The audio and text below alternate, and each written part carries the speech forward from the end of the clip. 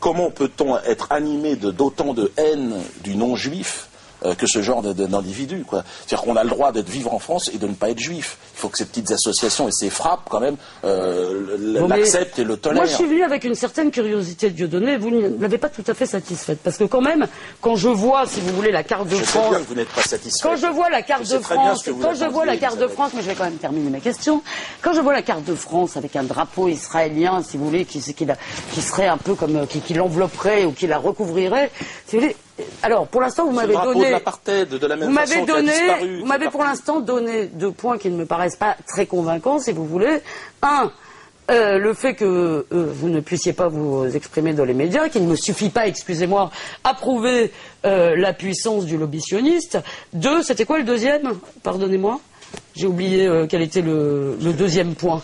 Non, mais vous avez oublié ce que vous avez sur l'emprise du lobby sioniste. Oui. Vous m'avez pas prouvé. Excusez-moi, je veux dire, elle est où cette emprise? Elle se manifeste à quoi? Au dîner du CRIF? Eh bien, écoutez. C'est un autre exemple. Il y en a eu plusieurs. Je vais vous répondre sur le CRIF parce que moi, ça me fait vraiment marrer. Moi, ça me fait vraiment marrer de vous entendre parler du CRIF comme si c'était une société secrète. Moi, je connais bien Richard Prasquier. J'ai beaucoup d'estime pour lui. C'est le président du CRIF. Moi, je n'ai pas d'estime pour cet homme particulier. Je n'ai pas d'estime particulière. D'accord. Pour le citoyen français, je le tolère tout à fait. Mais c'est vrai que je n'ai pas d'estime. Moi, j'ai de l'estime et de l'amitié pour lui. Imaginez Richard Prasquier en train de tirer dans l'ombre les ficelles de la politique française, c'est assez rigolo, si vous voulez en faire le Lénine caché du... Une sorte de lâche. Soyons sérieux, vous avez parlé... Une sorte de pleutre mafieux, très lâche. Écoutez, là, je vous prierai de modérer vos propos. Quoi? Vous parlez d'un ami, donc je vous prierai d'en parler autrement. Pleutre, c'est pas... Oui, pleutre, ça me plaît pas. Donc je vous serai reconnaissante. On peut être pleutre. Non, on ne peut pas être pleutre. Comment ça, on peut pas être pleutre? Et je vous prierai... Lâche et pleutre. Ah oui, je précise. Écoutez, je vous serai reconnaissante par un minimum de courtoisie, de m'éviter de me lever et de cesser d'insulter un de mes amis. Raciste. Voilà, je vous en serai extrêmement reconnaissante. Mais la courtoisie, apparemment, c'est pas votre rayon, là. Mes respects, madame. Un débat où Dieudonné aurait dû participer, vous parlez d'une jeunesse arabo-musulmane, l'antisémitisme est devenu presque banal. Oui. Ça, vous croyez que ça correspond Oui. Ça, c'est pas raciste, oui. par exemple. Non. Eh bien, excusez-moi, je crois qu'il y a un certain... Il suffit, écoutez, je crois qu'il y a eu quand même beaucoup de témoignages, je veux dire, beaucoup de profs, beaucoup de musulmans qui se bagarrent contre ça.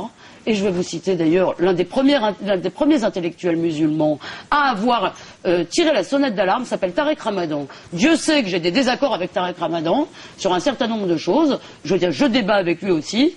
Je le connais depuis fort longtemps. Et je l'ai appelé quand il a publié ce texte parce que je trouvais ça vraiment courageux. Oui, je veux dire, de dire qu'on n'aime pas les feuges, de penser que c'est des feuges que viennent tous les malheurs, oui, c'est devenu un discours banal. Et croyez bien, je le déplore. Et c'est contre ça que je veux me battre. Et vraiment, je crois que ça, vous devriez vous battre aussi. Mais oui, et les feuges, rejoignez-nous. C'est pareil, vous parlez des feuges. Rejoignez-nous dans le combat antisioniste. Arrêtez avec ça. Ne vous laissez pas corrompre. Arrêtez de faire... Parce que l'antisémitisme est du côté des sionistes. Faites attention, c'est eux qui provoquent l'antisémitisme. On est là pour vous aider. Votre réaction sur la phrase d'Elisabeth Lévy dans cette émission, donc sur une jeunesse arabo-musulmane. Ça, c'est le discours, c'est paternaliste, raciste, habituel. Bon, c'est paternaliste. Mais oui, mais c'est systématique. Voyez, maintenant, après les gens d'extrême droite, le petit blanc qu'on nous a appris à haïr pour très longtemps, maintenant, on essaye de se retourner et dire, voilà, le méchant, en fait, c'est l'hystérique Bamboula, islamo-Bamboula. Oui, tout le monde est dans le même sac. Donc, donc, comme monsieur, je ne sais plus qui, Filkenkraut, votre ami, attention, oui. Les blancs, on est en danger. Alors maintenant, voilà, le sioniste serait le protecteur des blancs et de cette race blanche. Vous savez, Dieudonné. Alors, c'est amusant de voir ça parce que, évidemment, quand on est noir, quand on est d'origine maghrébine, c'est amusant de voir les mêmes qui nous montaient en nous disant, en fait, il faut aller casser la gueule aux mecs du Front National, les petits blancs qui racistes, et les mêmes qui aujourd'hui se mettent derrière, disent, attention, regardez, les noirs, les gentils. Et ce sont exactement, c'est toujours ces sionistes charnières qui voudraient... Ils sont partout. Ils sont pas, non, ils sont pas partout. Oh là là, quelle horreur. Ils sont dans les institutions, dans la politique, dans la culture. Mais non, c'est ce que vous dites. Non, c'est pas ce que je dis. Mais si, vous dites... Non, c'est pas ce que je dis. C'est pas ce que je dis. Ça, c'est dans le parti, c'est dans le programme. C'est dans le programme de votre copain.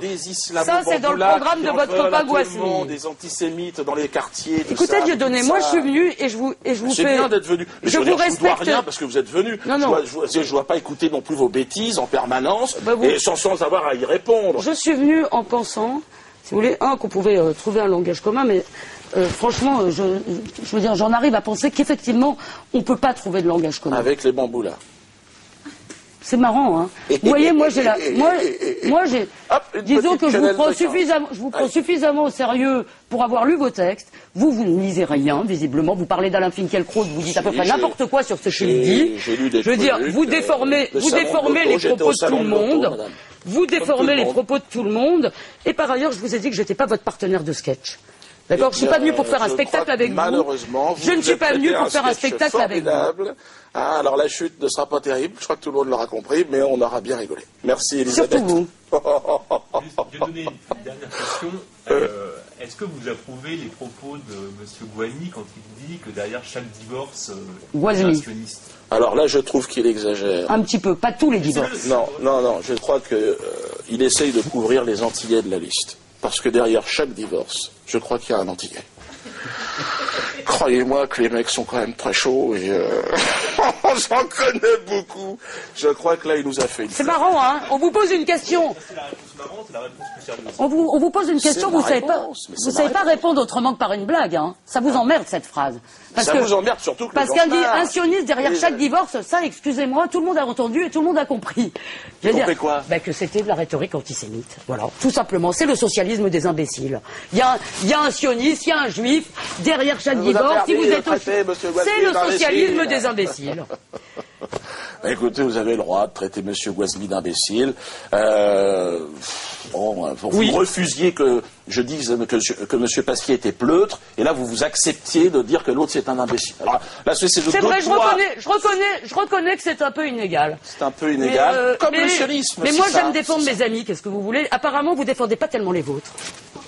Je crois que M. Guasmi je vous ai pas entendu défendre M. Cotten. Je vous ai pas entendu défendre M. Guasmi. M. Guasmi n'a pas... Mais oui, mais je n'ai pas ce sentiment, si vous voulez, d'appartenance à mais vous faites une liste avec eux. Vous vous présentez devant le suffrage des électeurs avec eux. Oui, pour la France. D'accord? Et c'est à votre conférence de presse de présentation de votre liste qu'ils ont tenu les propos que nous vous citons.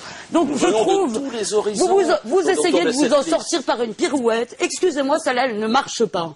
Je veux dire, quand quelqu'un parce que vous n'avez pas connu d'Antillais, quand quelqu'un dit à vos côtés, derrière chaque divorce, il y a un juif, ah non, un sioniste, excusez-moi, je veux dire, je crois qu'il y a un problème de... Crois-moi bien, tu as un problème, Elisabeth, qui pourrait être réglé très rapidement. Joss, allez. Non mais je vais peut-être dire, vous venez de prouver, cher Dieudonné, qu'effectivement, vous venez de prouver, cher Dieudonné, je vous ai dit, moi je suis pas venu voir le comique, moi je suis pas venu vous servir de sparring partner, vous servir de faire valoir pour un de vos sketchs. Je n'ai pas voulu vous êtes incapable d'affronter le débat d'idées. Vous êtes incapable de me répondre sur le terrain des idées. Dès que vous êtes en danger, dès que vous êtes en difficulté, vous filez sur le terrain de la pirouette. Écoutez, franchement, je veux dire, moi je suis déçu. Parce que je pensais au moins avoir avec vous un échange d'arguments. Je n'ai pas de surprise. On m'avait dit, tu verras. Tu verras quoi? Tu verras. Alain Soral vous a parlé il n'y a pas très longtemps. Et alors? Et donc je l'ai vu hier. Je serais ravi de savoir ce que l'excellent Alain Soral en a pensé. Il vous dira, mais il m'a dit quelqu'un de très fermé, très fermé sur elle, avec plein de certitudes, très peu ouverte au final à l'échange. Et c'est ce que j'ai pu constater. Mais c'est pas grave. C'était déjà bien de venir. On n'est pas là pour se dire des amabilités, non. Des amabilités de convenance. Je pense qu'on les a pas dites. Non. Au moins, voilà, chacun, les gens qui sont en face auront dire, bon, ben voilà, lui il pense ça, elle pense ça. Ils ont été assez honnêtes avec leur point de vue, puis voilà. Bon. Je crois que nous pouvons en rester là.